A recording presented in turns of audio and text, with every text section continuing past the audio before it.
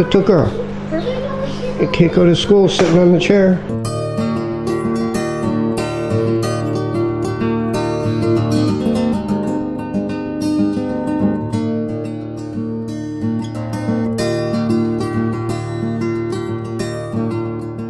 Better be careful. He's going to take your, looks like he's going to take your school bag.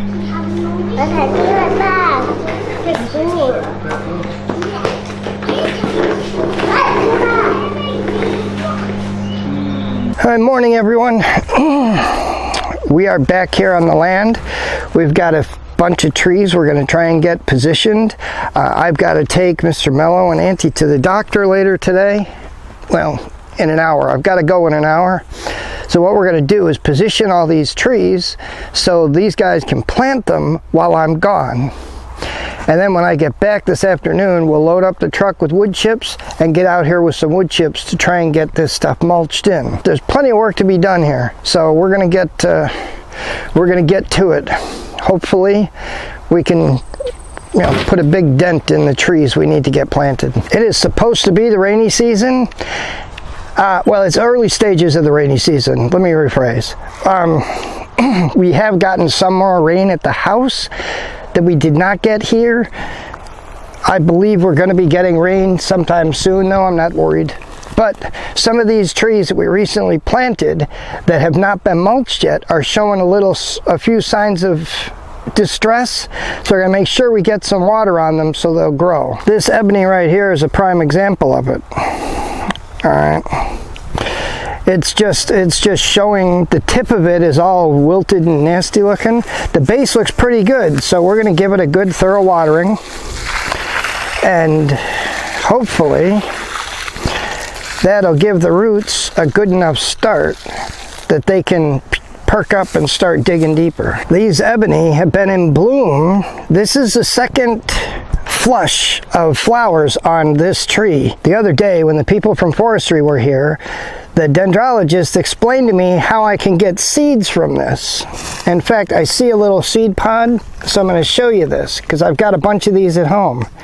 This right here is a little seed pod.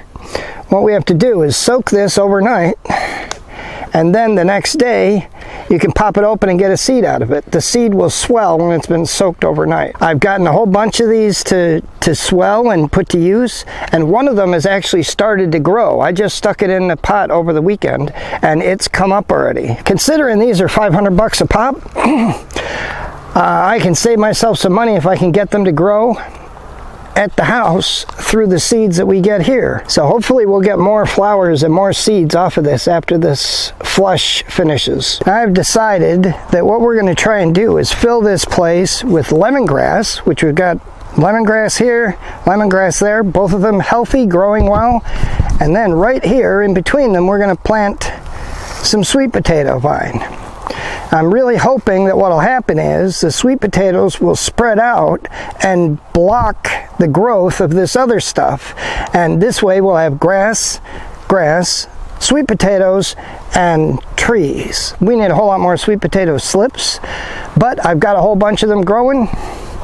And once we harvest some sweet potatoes, what I'm going to do is start planting, just putting one little sweet potato in each spot and getting us to get them to grow. All right, we only have 4 little sweet potato slips, but if we can get them to live, get them to grow, they'll eventually start taking over. We are planting these as deep as we can. The deeper they are, the less likely they are to have water issues.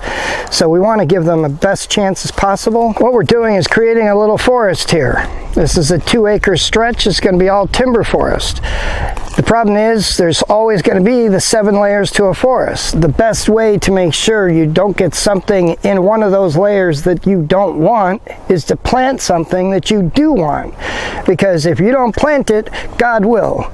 So make sure when you're planting timber that you consider the 7 layers of the forest and try and think what can go in a spot that'll eliminate some weeds. We're in the very early stages, so we've got a whole bunch of grasses, and the grasses are causing an issue. We also have a lot of viney things, and the viney things have actually done some damage to some of the trees. So we want to plant grasses and vines to replace the grasses and vines that are already growing. That's why we put the lemongrass, and that's why we're putting the sweet potatoes. I'm thinking about growing some yams. In fact, I probably will grow some yams, but I've never grown them before, so I need to do a little playing to make sure I can get them to grow properly. But that's another thing I want to try and do. Put some yams in here too. Who knows? We'll see how things grow.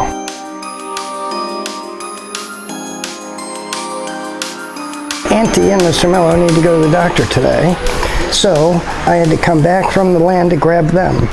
While they're getting ready and Auntie's getting changed, I'm doing something out back here that's going to only take a couple minutes, but I want you guys to see it. One of the things I'm trying to do, as most of you guys have followed, I'm trying to propagate the sweet potatoes that I'm used to getting in the States, the Beauregards. What they have here is very, very different from what I'm used to, and I like what I'm used to. I think they're much sweeter. The flavor's better. They're smaller sweet potatoes, but they've got much, much better flavor. A couple weeks ago, we transplanted a bunch of slips into big, huge barrels that we're going to grow in. But I also decided, I'm going to try and grow some in the ground here, but I'm going to grow them a little differently. And let me show you what I'm doing. This is one of the barrels. This is one of those half blue barrels. And we filled this with potting mix that I made up, and we planted several slips, and look at how good they do. All right, they're all growing well. And then I'm going to have to move this. This is a plant called the Leaf of Life. Somebody gave me a couple of these, and I didn't have a place to put them right away, and I needed them to be rooted as soon as possible, so I put them here.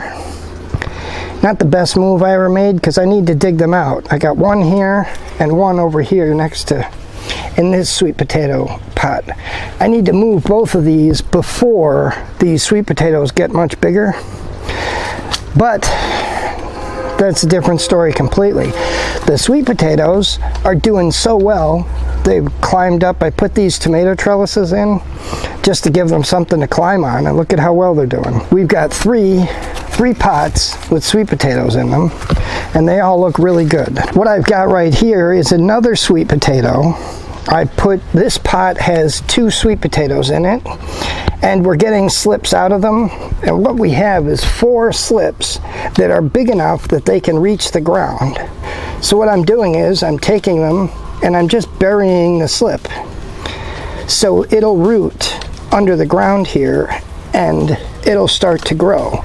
We're just digging very small trenches that we can then slide the slip into the ground to get it to root.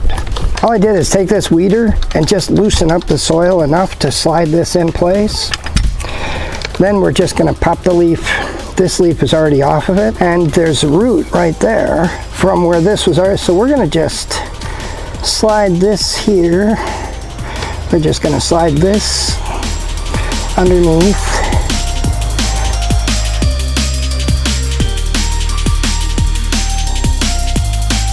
In a couple weeks, I'll cut these slips off and pull this pot out of here, and we'll be left with 4 sweet potatoes starting to grow right in this spot.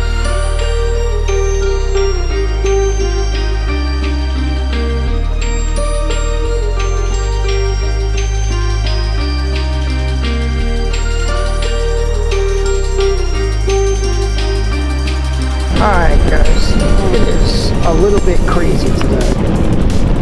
The rain had not gotten out to the land until, and apparently they called me the minute it started to rain, but it was the same minute that I was taking the kids in to get their shot stopped. So, we're headed out to the land now. Everybody's done. Both the kids got vaccinations today. Auntie got her medicine. And now we're headed back to the land where apparently it's raining. I gotta build some kind of shelter out there. It's getting a little ridiculous.